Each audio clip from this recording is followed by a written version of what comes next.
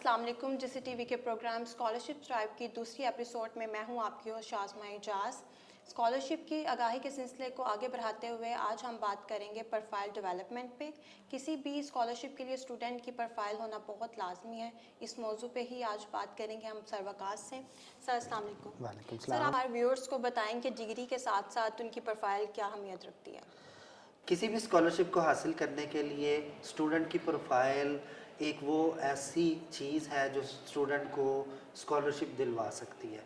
हमारे यहाँ नॉर्मली तो यही सोचा जाता है कि सीजीपीए बेटर करना ही सब कुछ है जी जी। और मोस्टली स्टूडेंट्स इसी पर तवज्जो देते हैं। लेकिन अगर हम तकरीबन पाकिस्तान की तमाम यूनिवर्सिटीज़ को देखें, यहाँ तक कि गिफ्ट यूनिवर्सिटी में भी, तो यहाँ हम ख़ास तौर पे स्टूडेंट्स को ये बार बार एडवाइस करते हैं कि जिस दिन वो पहले दिन आता है उसको ये कहते हैं कि आप स्टूडेंट सोसाइटीज़ को ज्वाइन करो।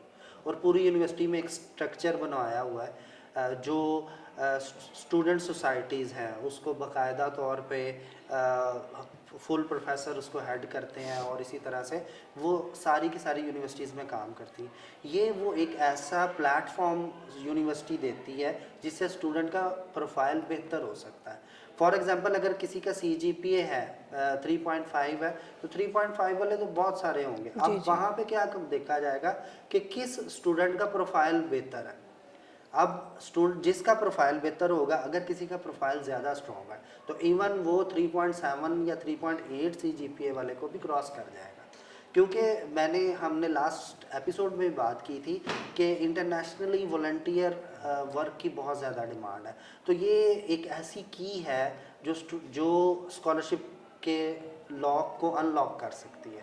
तो स्टूडेंट को ख़ास तौर पे इस पे काम करना चाहिए। और इसी तरह से स्टूडेंट कोई और भी इसी तरह एक्स्ट्रा करिकुलर एक्टिविटीज़ में पार्टिसिपेट कर सकता है। अगर वो नहीं किसी स्पोर्ट्स में या किसी और चीज़ में, तो शायद उसके लिए सबसे बेस्ट है कि वो वॉलंटियर वर्क करे डिफरेंट ऑर्गेनाइजेशन के साथ। इसके बाद ये काम वो है जो आपको डिग्री के बाद नहीं करना, डिग्री के साथ साथ करना है।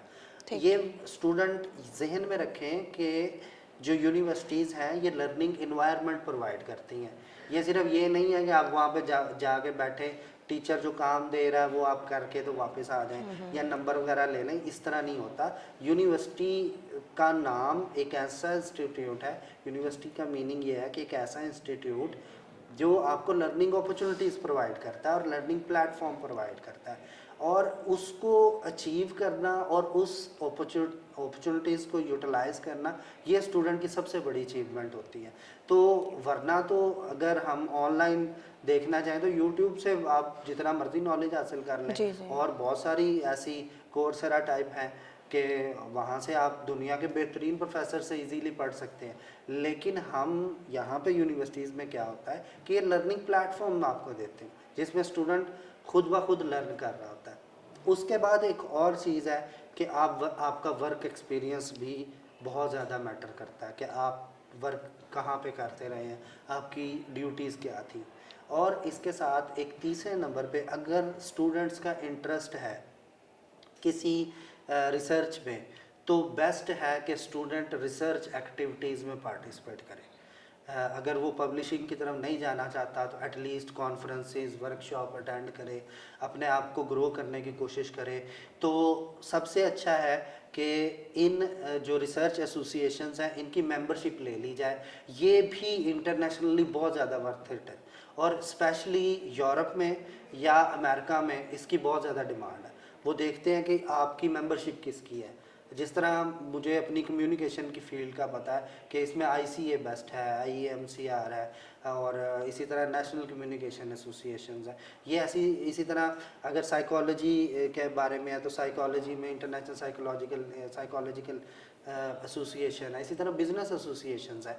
ये वो रिसर्च एसोसिएशंस हैं जहाँ पर आप एक तो पार्टिसिपेट कर सकते हैं, ऑनलाइन कर लें, वहाँ पे जा भी सकते हैं। इवन HEC भी आपको फ़ंड करता है। अगर आपका पेपर सेलेक्ट होता है तो आप इंटरनेशनल फंडिंग के लिए अप्लाई करके तो वहाँ पे जा भी सकते हैं। सर, आपने बहुत ज़्यादा अच्छी टिप्स बता दी हैं।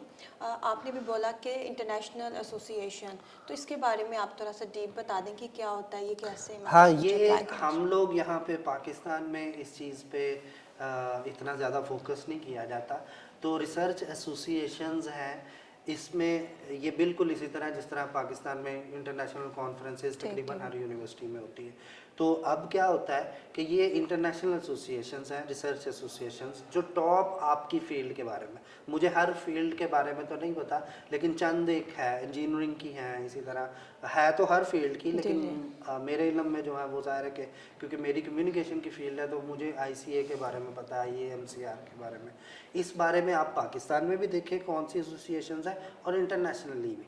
यहाँ सबसे बेस्ट काम होता है कि आप अगर वहाँ पे पहुँच जाते हैं, आपका पेपर सेलेक्ट हो जाता है, एक तो वो आपकी एक CV में ज़बरदस्त एडिशन है, और उसकी मेंबरशिप एक CV में एडिशन है आपकी, बहुत अच्छा प्रोफाइल हो सकता है। और उसके साथ आप वहाँ पे अगर पहुँच जाते हैं तो वहाँ पे आपको दुनिया के बेहतरीन प्रोफेसर्स आपको मिलेंगे, दुनिया की बेस्ट यूनिवर्सिटीज़ के बेस्ट प्रोफेसर्स आपको वहाँ पे मिलेंगे। वहाँ पे आप उनसे मीटिंग भी कर सकते हैं, और जब आप मीटिंग कर लेते हैं तो एटलीस्ट जब वो आपके वर्किंग को देखते हैं तो ऑटोमेटिकली PhD की में या मास्टर्स में, खैर BS लेवल पे तो बहुत कम होती हैं लेकिन होती हैं, सर्च की जा सकती हैं।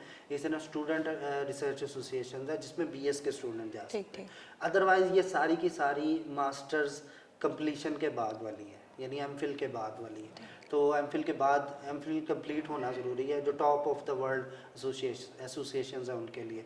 अदरवाइज़ PhD का स्टूडेंट हर जगह, हर एसोसिएशन में, और पाकिस्तानी PhD स्टूडेंट को ज़रूर चाहिए कि वहाँ पे जाए, अपना रिसर्च वर्क प्रेजेंट करे, वहाँ पे जो है वो कॉन्टैक्ट अपना डेवलप करे, ताकि उसको फ्यूचर में बहुत सी जगहों पे वो काम आ सकता है। फ्यूचर में स्कॉलरशिप्स हैं, रिसर्च फेलोशिप्स हैं, इसी तरह इंटर्नशिप्स हैं। इंटर्नशिप्स पे हम नेक्स्ट एपिसोड में ज़रूर बात करेंगे कि फॉरेन में इंटर्नशिप्स किस तरह ली जा सकती। तो रिसर्च एसोसिएशन भी ये है कि वहाँ पे जाके जब आप किसी प्रोफेसर से मिल लेते हैं, उसको आप अपना काम दिखाते हैं, तो डेफिनेटली स्कॉलरशिप के चांसेस जो हैं वो ऑलमोस्ट